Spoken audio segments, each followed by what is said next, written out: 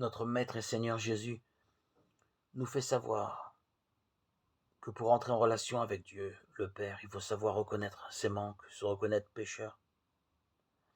Et l'Évangile nous donne une formidable illustration en Zachée,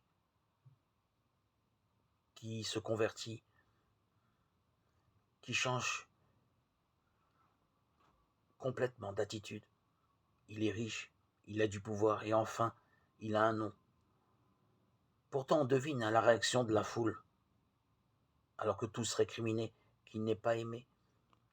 En collectant l'impôt pour le compte des Romains, il est un collaborateur avec l'ennemi, voire un escroc. Telle est la singularité de cet épisode de l'Évangile qui souligne l'infinie tendresse de Dieu. Car Zachée cherche à voir qui est Jésus. Cette curiosité révèle sa quête intérieure. Il ne cherche pas seulement à voir Jésus, mais à voir qui il est. Et face aux obstacles, la foule et sa petite taille, il choisit de prendre les moyens de parvenir à ses fins. Il grimpe sur un sycomore.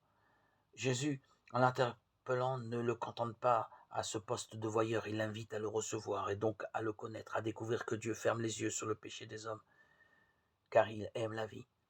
La conversion de Zachée ne vient pas de ce qu'il s'engage à partager ses biens et réparer ses torts. Ce sont là les conséquences de sa profession de foi.